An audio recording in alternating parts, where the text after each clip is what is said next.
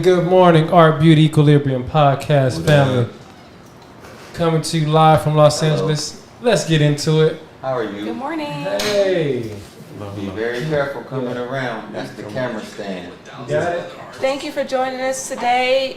Thank you for tuning in to the Art, Beauty, Equilibrium podcast. And here's our special guest with us today, Dr. Michelle Hanna, life coach, counselor, relationship specialist. Thank you so much this morning. Thank you for joining us. Thank you. You gotta put this down. Sure. Okay. You can just clip this somewhere up there. And go. Let me just make sure it's on, Dr. Hanna. Just on. Okay, it's on, yeah. Do you want me to just hold it? Yeah, you can. Okay, all right. Thank you. The number one thing that happened is starting with sports in LA on Friday, the Sarah, I don't know if you guys heard about this, the Sarah Long Beach Poly game got shut down. Yes, Apparently. Unfortunately. Right. Yeah. Because, Fighting and concerns all kind of over just... crowd control. It was way too many, and I hate to say this for sports because you know that we need the support, but they say it was way too many people. They shut it down over control fighting? Yeah. It It's was funny, in fighting. our games, they were shooting. Okay, see, yeah, Yes. but yeah, so they had some concerns over the size of the crowd and it being controlled and the extra stuff that was going on, so they shut it down. So hopefully they can resume their game coming up. Did you guys see the Rams play this weekend? Yes. No, but I know they lost. I know they won. So Yes. shout out to the Rams. Yes. Yes, surprisingly. That's one win in the bag for us this year, but Y'all gonna be 500 next pulling week. off an upset. Y'all gonna be 500 next week. Oh, come Oh, on. here we go.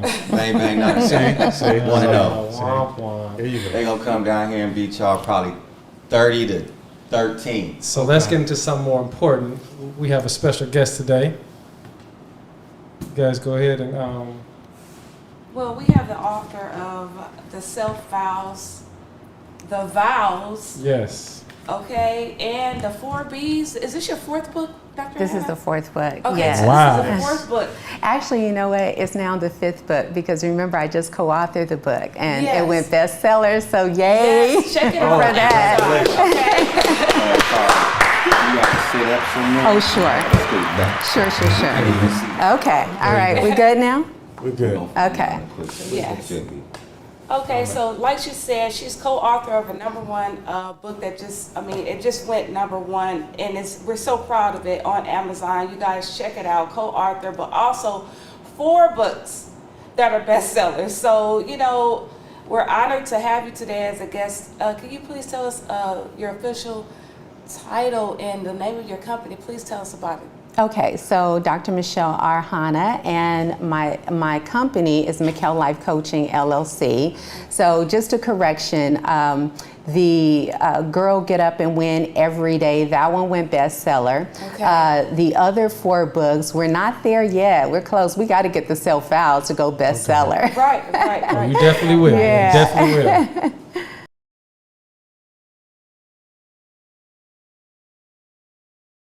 Right here. Let me tell you something. It is inspiring. It is very. I'm open-minded, but it's something that is speaking to me. And when you have something that speaks to you, you have no choice, but to introduce the growth factor into your life. And I just want to say that some of the things that you talked about with relationships, and not only just I guess love relationships in regards to like a partner, but we're talking about friendships. We're talking about how to just be your best self. Mm-hmm. So can you tell us something a little bit more about this book? Because this is not only a book, this is a workbook, which I appreciate. I have not done. It's a workbook. Yes, It's I have workbook. not done. Yes, I have not done all of the things in the book, but it's something that you have to put your mind and your best self forward to even open yourself up. Is that the right word I should say? Absolutely, Open up so you absolutely. can do it, you know what I Yeah. mean? Did you throw the book at chapter 7? Let me tell you something. Sooner than that. Are you going to ask her? Only because we're not gonna be able to get Some to all great that, but stuff only down there. because this is a thing that we always face on a personal level, right? One thing when I was reading that I had to recognize is that when you're facing yourself, you have to understand the role that you play in the underlying issues on some of the things that you're going through. Friendships, family relationships, the toxicity, like you talked about, that can come with, parting with something that's just not serving you. You know, it's just something that is really relevant to any situation right now, whether it be a business relationship, whether it be like, a loved one, a family member. But that seems like a very difficult thing to do. Is like you just mentioned, at any point when something's not going how we imagine it should be going, to see our role in it. Yes. Like, why is that so difficult to just see what we're doing to make things? To point the finger at someone else or to shift blame than to really look at yourself and realize that maybe it's been you that has been the problem. Right. In all of the relationships, not saying that that other person does not have accountability, but when I just look at myself and I say, okay, I want to change me for the best. I really do want to be the best version of myself. Then it really does become about me. It doesn't become about what this person did to me, what this person did 10 years ago to me, that, I'm still tripping off of what happened. I'm keeping a record of all wrongs. We do that as women for sure. Like, we can tell you what you was watching on TV, what you said, what you did, and it could be 15 years ago, and we can say it verbatim. Like, we do keep a record of that, but I think it's because sometimes we love so hard that when we develop this distrust or you really hurt me, then we tend to, it's toxic, but we will keep a record of that.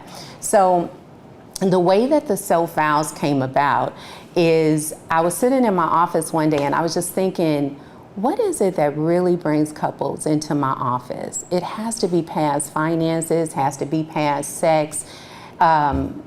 Blended families was trending at once upon a time.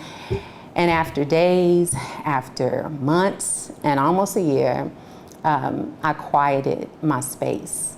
And as soon as I quieted my space, within about a week after that, almost a year, but about a week after I decided to surrender to it, it was the self-vows. We have not taken our self-vows.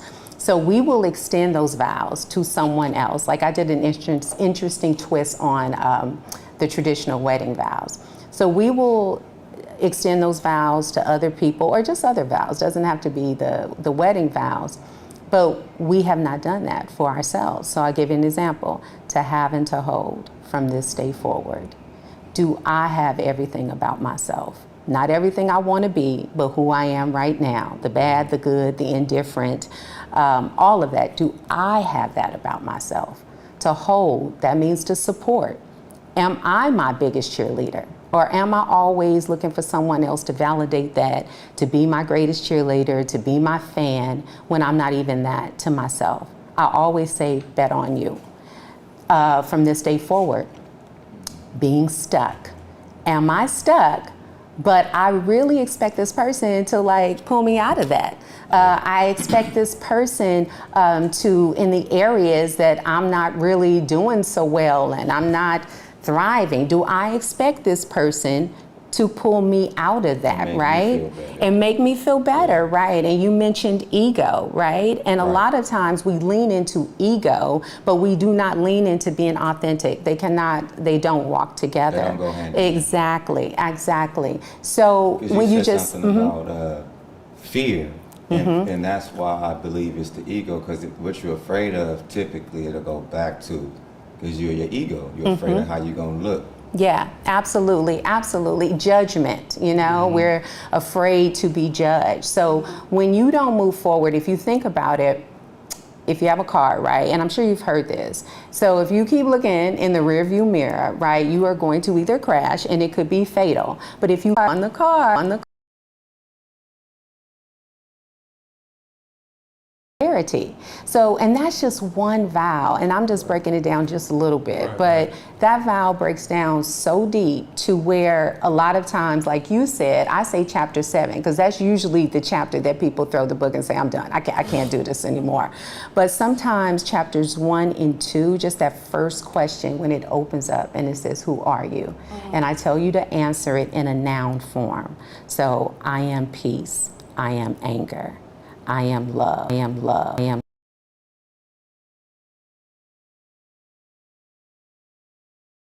I tell you to just say 3 things that come up to the surface on who you are. You may not be happy about those things, but it's your truth. It's being authentic. Yeah. I bet. That was deep. Yeah, me captured. Well, one question I want to ask is, I know you said accountability for ourselves, right? And I know that that's hard to do, because holding yourself accountable, how can you ask yourself to do that? Because most people, we can't. We can't hold ourselves accountable. We can't point. We can definitely point the one finger at somebody. We can't point the 3 fingers back at ourselves. And just like you said, it's mostly us. So how can we grab the tools to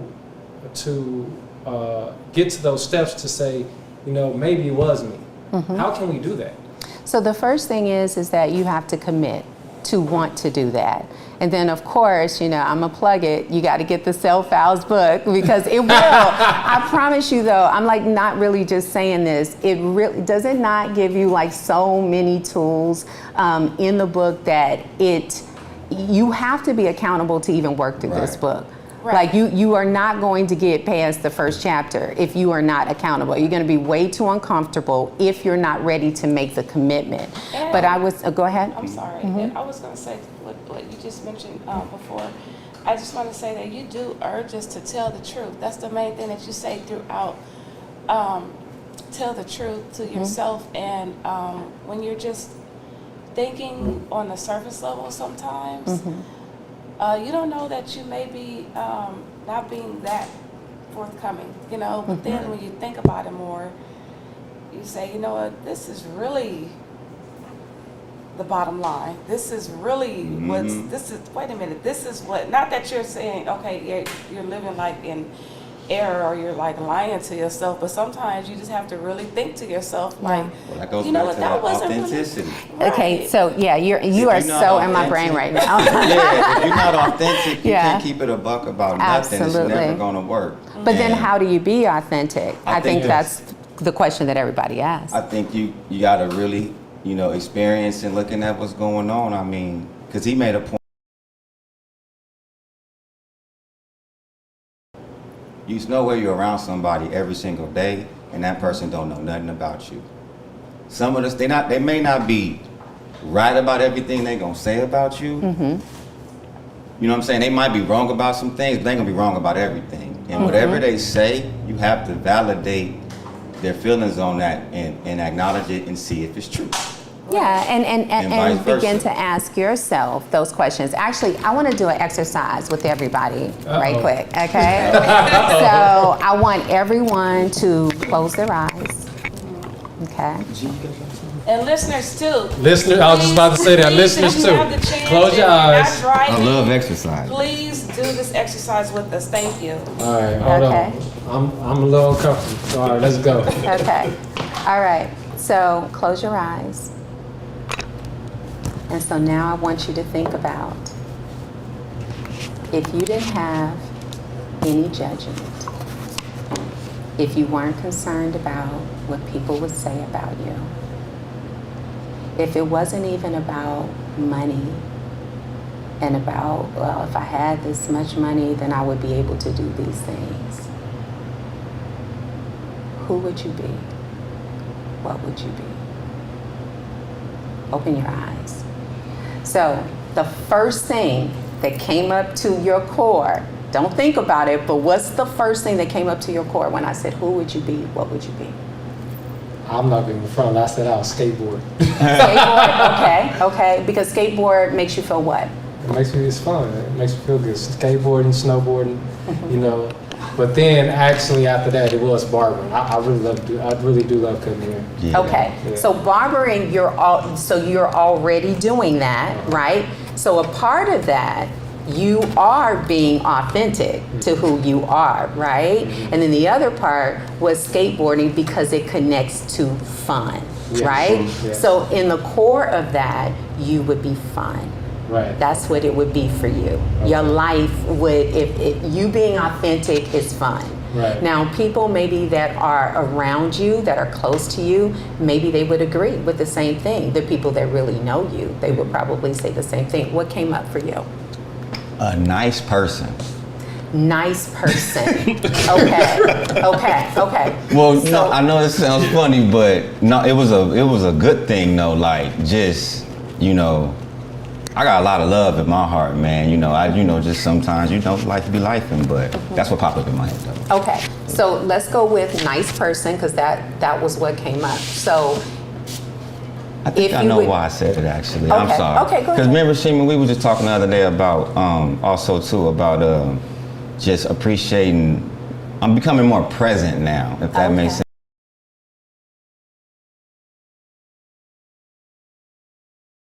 I'm saying, so I guess I'm just more grateful these days. So I think when you said that, that's ultimately where I want to be, just an overall grateful, nice person. Okay.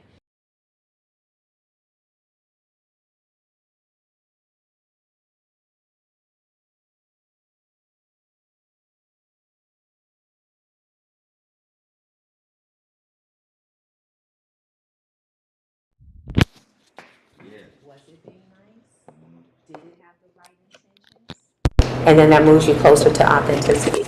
What came up for you? I don't even know if I did it right. The word that came in my mind was me. So I don't know if I'm Okay. That you would Okay. be now. But think about this for a minute, Okay. right? I got goosebumps when you said that. So, who would you be if no one was judging you? If you didn't care about what people were saying about you, none of that mattered. You would be you.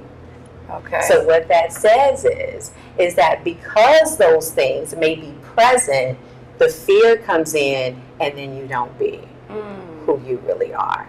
Right? See? Yeah. That was good. Okay. Thank Sir, you. what came up for you? My initial thought, as soon as you asked that question, I pictured myself helping people that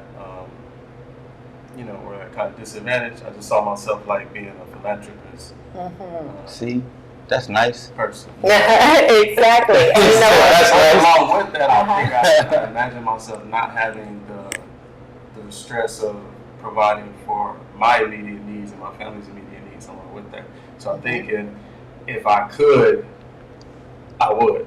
Basically, that was kind of like where my mind went. Yeah. So you just literally did the exercise. So what came up is you defined it actually. Yes. So what came up was actually purpose for you.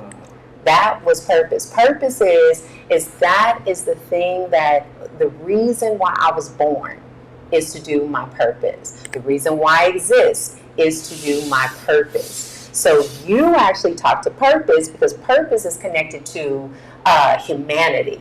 It's global. We have gifts, we have talents, but that what you just said was purpose. So that's connected to authentically who you are is purpose. You would be doing your purpose, right? But then here's what happened.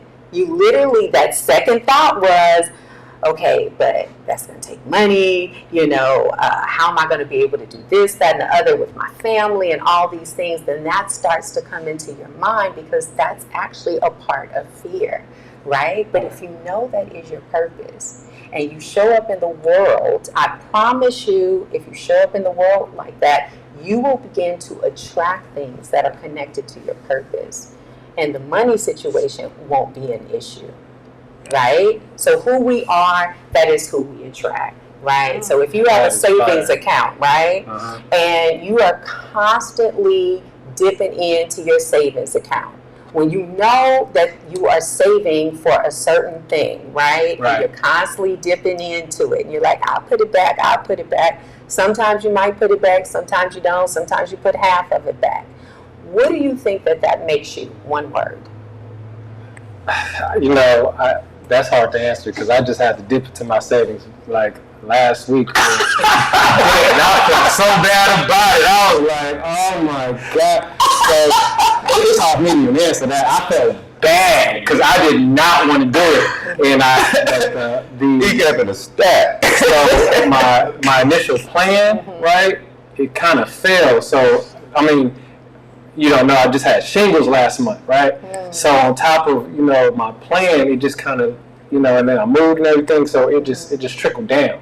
So I was just like, let me take the stress off of me and just, you know, pay off my debt. You know, and I felt relieved, but I still felt bad because it was like, you know, this is my purpose of saving, it was to save. And so I was like, It bees like that sometimes. you know, So your intention. So where I was going, I can't even go there anymore. I'm so sorry. No, don't apologize. That's good because you gave me more information to where now I understand that was your intention is because of a health situation, right? That was your intention. Your intention was totally different than I just want to go blow some money, you know, and I really want to go to this concert over here, but I know I'm saving for this, right? And then you do it with the wrong intention, meaning you're betraying yourself. So you basically become a thief. Okay? Yeah. Well, you do, because now you're stealing from your own self. Right? Because we should be the bank. We shouldn't have to go and get loans from banks and everything. We should be the bank. Like, we should do whatever we want to do off of our capital, right? So when we dip into that, we dip into our purpose. We dip into our goals that need to be accomplished so we can get where we need to get. Now, that touched my heart. I'm a cancer survivor, and sometimes when you've had cancer and you're cancer-free, you think everything is done, but it's not. I ended up with adenomyosis, endometriosis, cysts, tumors. Ended up getting a hysterectomy because they said that if I got that, then I could have my quality of life back. I'm like, yes, do that. Leave my ovaries in. I don't want to be in menopause right away, but just, yeah, for sure. They ended up nicking my nerve, and that gave me pudendal neuralgia. So 25% of the people in the world have it as complex as I do. So for those of us, have you had an epidural before? Yeah. Okay, so an epidural, most women know what that is, and they just cringe because the needle is so big. So I was taking an epidural once a week for 16 months because of this pudendal neuralgia that is unbelievable pain. I didn't care what, I was just like, get me out of this pain, right? That was in 2013. Okay, we are now in 2023. I am still in treatments. I deal with it every day. I am in pain every day. My pain level right now is between a 3 and a 4. For me, that's great compared to an 8 or a 9, right? And I'm in treatment for all of these different things. So I understand when you've had a savings, and savings should be itemized and stuff like, okay, this, I'm gonna have $10,000 over here to medical. I'm gonna have $5,000 over here to this trip I want to take, right? And so you may say, oh, I got 30,000 in my savings, you know, but if you have 10,000 over here in medical, you really only have 20,000, right? So that's how we should look at savings. So when that happened to me, I was like, on the Excel spreadsheet, every column, I'm like, dang, now that's gone, now that's gone, now that's gone. It wasn't with the intention to do that because I'm a really good saver, but I need to save me. So that's that self-vows. Is that I need to save me. So in saving me, I wasn't going to wait for the doctors, for any more specialists to save me. I had to do my own work. And of course, we live in a world that when we want information, it costs, you know? It does, so that's just what it is, you know, but I'm going to be like prayers and positive energy goes out to you. I just had that vaccine for shingles because I'm like, I don't need nothing else. Sure, I'm really weird about vaccines, but I took that one because That's what I don't told want everybody. anything A else. lot of my customers, I said, look, I've never been through pain like this before in my life. Go get the vaccine Yeah. for shingles. And you're so young too. Yeah. They, you know, you usually think it's about in your 40s or 50s, but you know, yeah, prayers out to you for real. Thank You're gonna you. be Same good. here. Appreciate Yeah, it. for real. Yeah. Okay. What else? What else? What I have else? one question. How do we stay locked in? Because sometimes, you know, we have the plan, we have the goal, and for some reason, it seems like you can get off course or you can put it on the back burner or life happens and it's kind of not in your best interest to get off course, but we do. How do you just lock in to where, you know, after you may have to put out a few fires or turn your attention elsewhere, but how do we go back to it and stay in that mindset to accomplish the goals to improve? Yeah, that's a really good question. This year, I'm a very transparent person. So this year, I lost 7 people. The 7th person was my grandmother. And I've never been through anything like that in my life. And I am a locked in person. Once I focus, I don't care. The house can be on fire, right? You have to drag me out because I'm that locked in once I'm very focused. But grief like that, it was unbelievable. And I wasn't focused. And I just had to tell myself the truth. Michelle, you need a break from everything to get yourself together. And sometimes God has to isolate you to get yourself all the way together, because on the other end of that, some of those people were not supposed to be a part of that kind of elevation. I'm talking about the time when you get to the abyss. The abyss is the darkest hole ever. No light is in that. That is definitely what I was feeling. So there are different things that happen in the abyss that sometimes you're not in the character that everyone looks to you to be, right? You're human. Right. And for real human, right? And so what ends up happening is you have to just give yourself a break. And in that break, clarity comes, healing comes in that. And then on the other side of that, you just you're even stronger, you know, but you're clear, right? And then you get back to where you need to be and focus. But sometimes it is that you have to take a break. And sometimes it's not that extreme. Sometimes it's taking a break to see who's in your circle. Because who's in your circle may be a major distraction. But you've been so used to dealing with it, you don't even see it as a distraction. You just say, oh, that's just them being them. Right. But that could actually prevent you from doing what you really need to do. So I would say that. And then sometimes it's just, you know, people say, well, it's hard for me to meditate because it takes me about 10 minutes just to get out of my head. You know, and if I'm meditating for 15 minutes, I really only have 5 minutes. So, which is true. Excuse me. We have to, bless you, we have to, once we are not focused, one exercise to do would be, you get a piece of paper, you draw a circle. Anybody have a pen? I just would like to, if not, it's okay. No, don't, okay. So I just wanted to show you what it is. But you draw a circle on a piece of paper, and in the middle of that circle, you put whatever it is that's bothering you. So maybe is anybody right now, what's bothering you at the core that you're really thinking about? That's kind of a distraction. Just one word. Niners. Say it again. No. We're not about to talk about the Niners right now. No, I can't tell you something for real, right? I mean, Yes, for real. We are talking. This is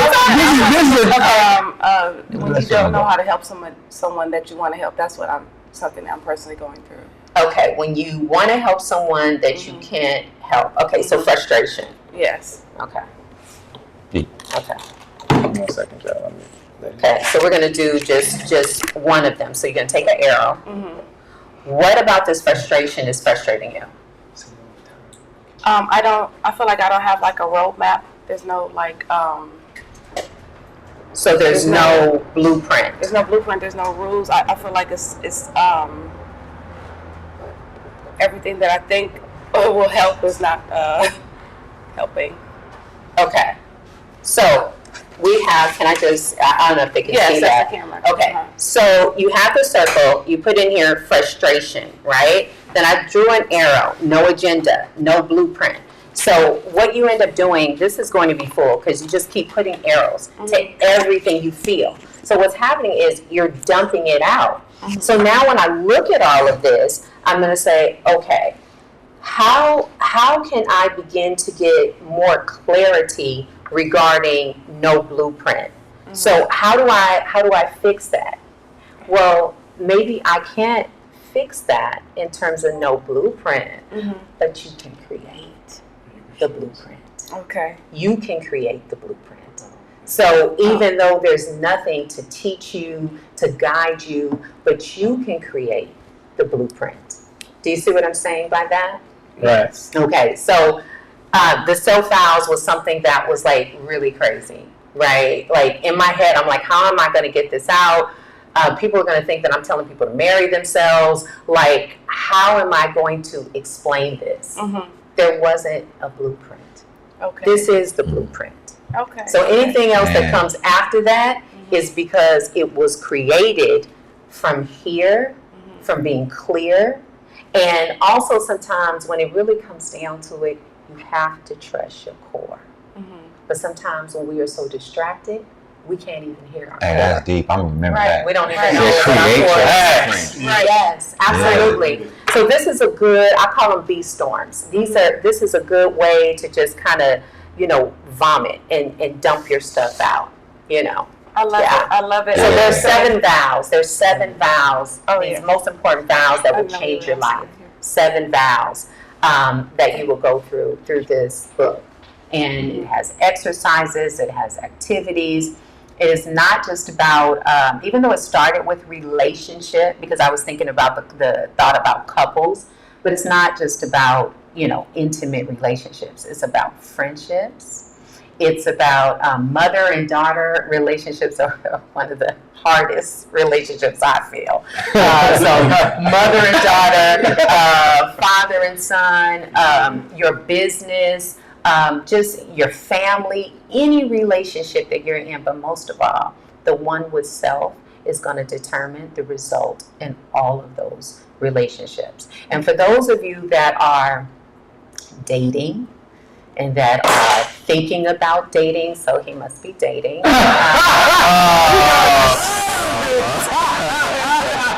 Doctor's only going here. I'm not dating. And even if you're not dating, even if you're thinking about dating, whatever it is, right? Dating has to be with a purpose, right? You have to date with a purpose. So what is your purpose? Maybe your purpose is, I haven't dated in a long time, so I just want to date a lot of people just to figure it out. I didn't say sleep with a lot of people. I said date a lot of people just to figure out, what I like, what I don't like. Maybe you're new to this authenticity thing, and now you're figuring out authenticity in a relationship. So, you want to figure out what the purpose. Maybe your purpose is to get married. Maybe it's not to get married. Maybe it's just to have a long-term companionship. But whatever that is, you got to fix you first, because we attract who we are. So if you are lying to yourself, you will attract liars. And so it doesn't work that way where it's like, oh, you're going to attract another person that's lying to themselves. No, you're just going to attract a liar. So if that means a pathological liar, a visual liar, that is who you are attracting, is a liar, okay? So a lot of times we got to look at ourselves and see what energy we are putting out, because whatever you put out is already done to you. So at the end of the day, when we're dating, we got to figure out who we are, and boundaries from the very beginning. Boundaries are not so much deal breakers. Deal breakers is like a non-negotiation, right? A deal breaker may be, you don't get to cheat on me, period. You do it one time, I'm done. That may be a deal breaker, right? a boundary has to have consequences with it. So my boundary may be you don't get to yell at me.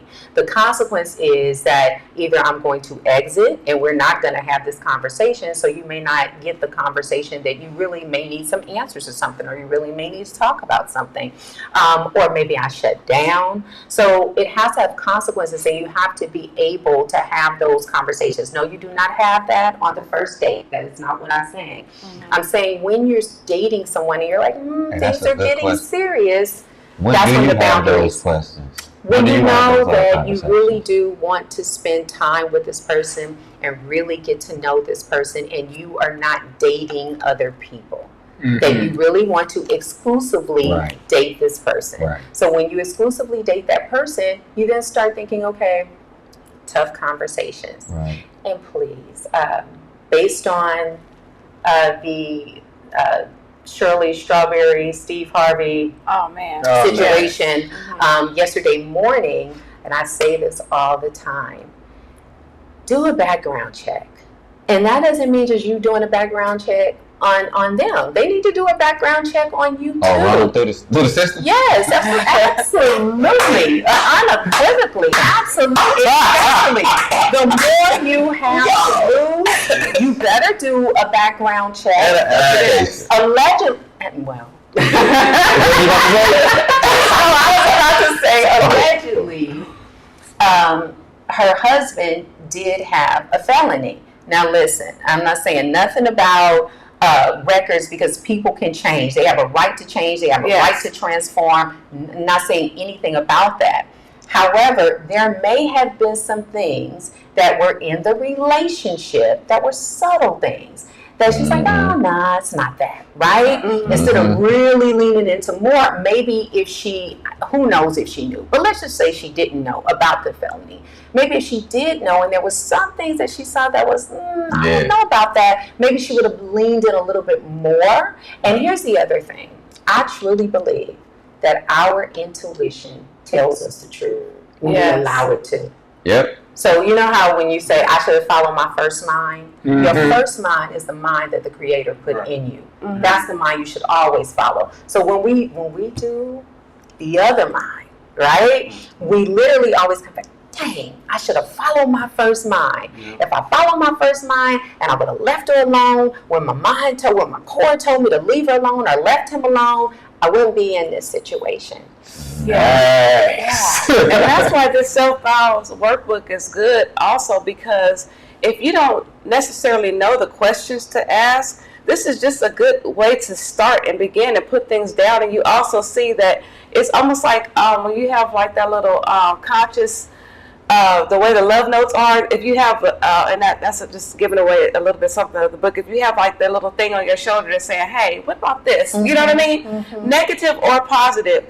It's just a way that you can say, okay, listen, I'm going to do this and put it out there, and then maybe if it was something I wasn't thinking about, now you're thinking about it, because it brings light into like so many things that you may not have been like even thinking about in those scenarios. And one of the things that you mentioned just now about intimacy, like we rarely set a goal for like intimacy. Mm-hmm. And that's one of the things that you have to really, when you're goal-minded and you're thinking about, like you said, a blueprint on everything about yourself and the relationship with whoever, it's about asking yourself those tough questions as well, even if you don't think about the fullness of intimacy, you know? Absolutely. And intimacy is not just sex. You know, we have sex intimacy, we have physical intimacy, we have emotional intimacy, intellectual intimacy. That is so important, because if somebody cannot stimulate your mind, I'm telling you, all that other stuff is going to fade away.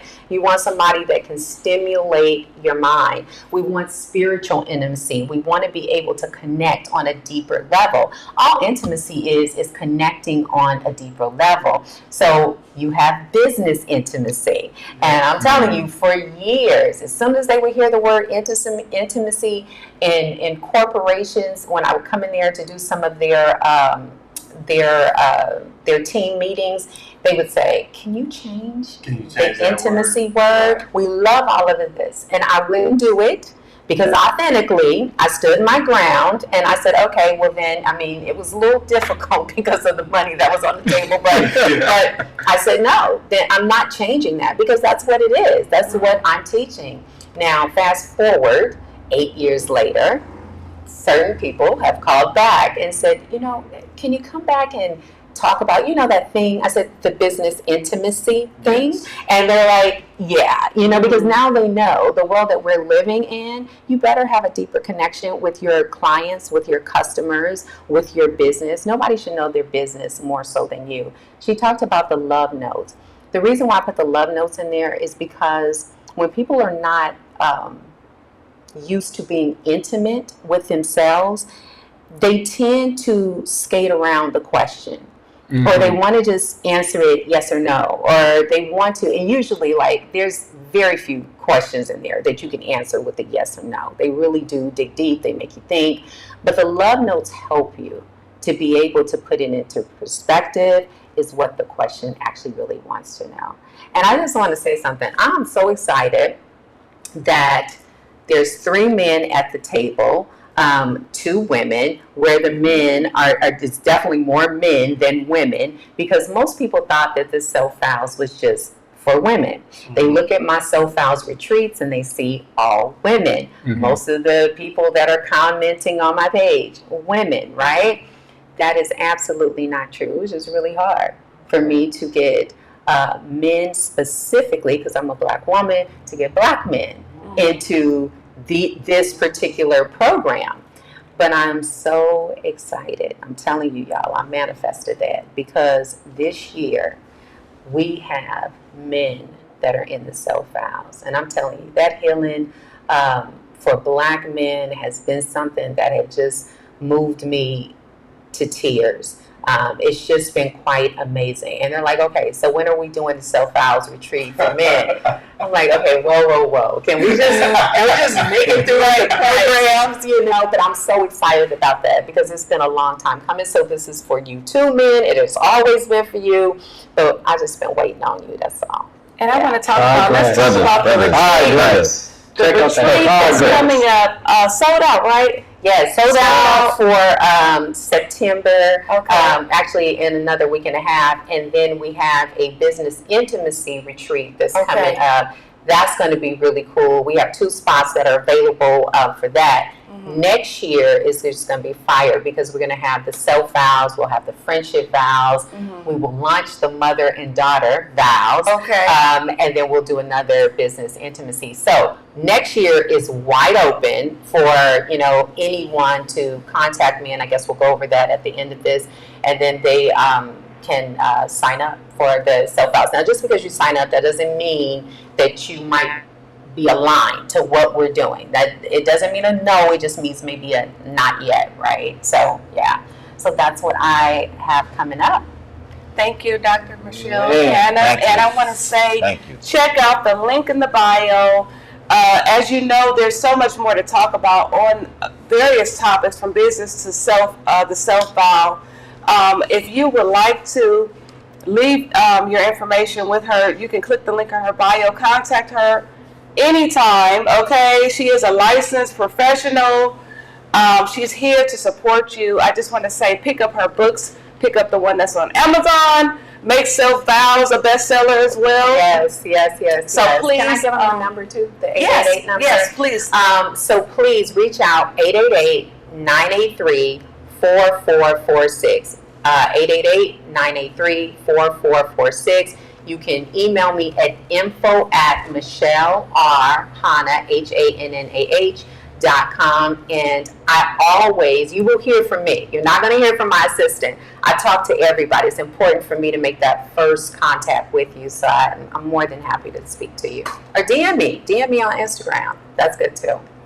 I'm putting it right now into the comments, so it'll always be there on YouTube, and then we'll put in our link as well. Thank you so much for today. We appreciate you. That's what Thank you. Guys, I gotta go back. We didn't even. We couldn't even get through all the questions we want to. Can you please come back? Yes. Man, you had us Come back. delayed. Absolutely. You should see the comments in the chat room. Everyone's saying, awesome episode, great show. She dropped the mic. You have to come back. Yes. Thank you. Yes. And this was so beautiful. I'm going to tell you because I do watch Champs. And it's interesting how they have the setting, and then there's another podcast where they're in a barber shop. And so I always looked at that and thought, wow, this is so unique. And then I told a friend, I said, I would love to do something like that. But then didn't think about it anymore because I'm not connected like that to anybody that's doing that.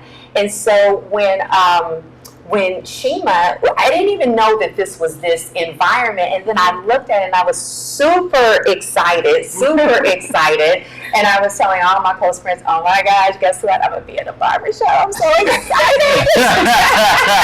So I love this setting, this is so cool, I love this, and just, you would think all men, but then you have her, this beautiful Black woman here, this is beautiful. I love this. This is great. Thank you. Yes. Thank you. We are having an evening show on October 7th. We're committed to having an evening show. If you would like to come on our evening show, we're going to have basically like a speakeasy here.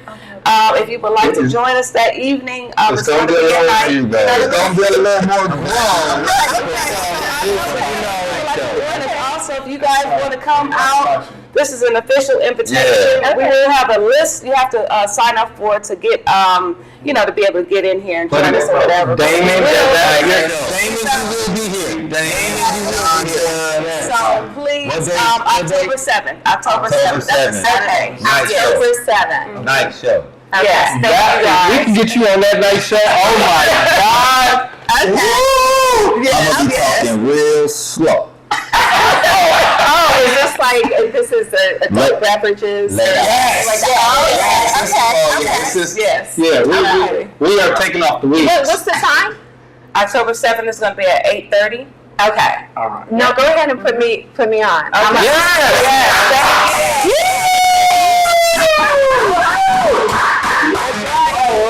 Good time. I don't know what kind of show this is going to be. All right, you guys, that is our show. Make sure you like, subscribe, and share. Don't forget to check out Dr. Hannah in the bio, the link. Please check her out. Man, get all her books. Make sure this is a bestseller. Have a good day, y'all. Love y'all. Love y'all. Yes. Thank you.